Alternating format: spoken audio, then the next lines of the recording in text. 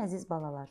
Bugünkü dərsimizin mövzusu yenə də sözün həqiqi və məcazi mənası olacaq.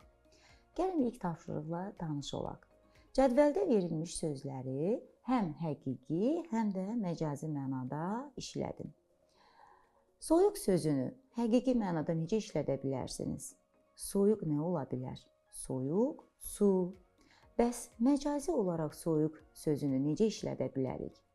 Soyuq, münasibət. Dərin, quyu. Dərin, fikir. Gördüyünüz kimi, bax bu ifadələrdə quyunun dərin olması həqiqətdir. Fikrin dərin olması isə məcazi məna daşıyır. Heyvanın gözü, şkafın gözü. Heyvanın gözü həqiqidir, şkafın gözü isə artıq burada bir bənzətmə görürük və bu isə məcazi mənaya aiddir. Bina daş ola bilər, bu həqiqətdir. Lakin ürəyin daşa oxşaması bu bir bənzətmədir və bu məcazi məna daşıyır. Boğaz. Həqiqi mənada boğaz sözünü necə işlədə bilərik? İnsanın boğazı bu bir həqiqətdir. Çəkmənin boğazı isə bu artıq məcazi məna daşıyır. Növbəti tapşırığımıza baxaq. Hansı cümlədə məcazi mənalı söz işlənib? Həmin sözün altından xətt çək. Gəlin cümlələrimizi oxuyaq. Bu xəbər onun qəlbinə su səpdi. Sizcə qəlbə su səpmək mümkündürmü? Əlbəttə ki, bu məcazi mənadadır. İlk müəyyən etdiyimiz məhz bu olacaq, qəlbinə su səpmək. Arılar çiçəklərin üzərinə qonmuşdular. Həqiqətən də arılar çiçəklərin üzərinə qona bilər. Bu həqiqətdir. Kəndə acı xəbər yayılmışdı. Xəbərin acı olması nə deməkdir? Əlbəttə ki, burada acı sözü məcazi məna daşıyır. Yəni, üzücü bir xəbər yayılmışdır. Bənnanın əlləri palçığa bulaşmışdı. Bu bir həqiqətdir.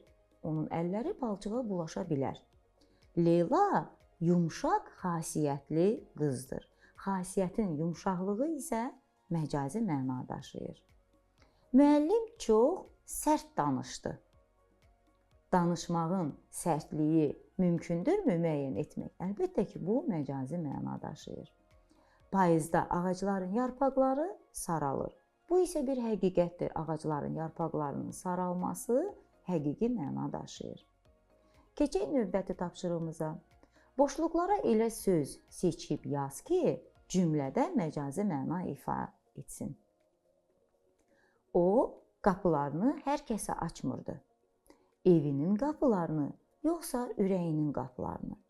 Evinin qapısını əgər yazsa, bu həqiqi məna olacaq. Həqiqətən də evin qapısı olur. Amma ürəyinin qapısı fikri məcazi məna daşıyır. Bu, sonradan yaranan və bənzədilərək istifadə edilən bir sözdür.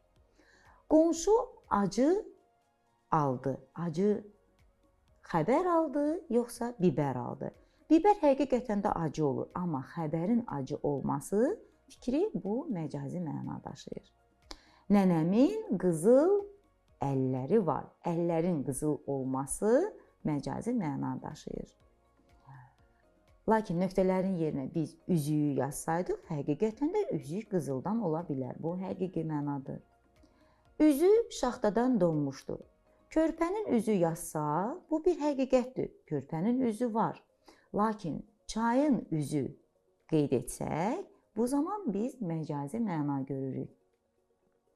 Yandırdı. Ocağı yandırdı, yoxsa qəlbimi yandırdı? Ocağı yandırmaq həqiqətdir.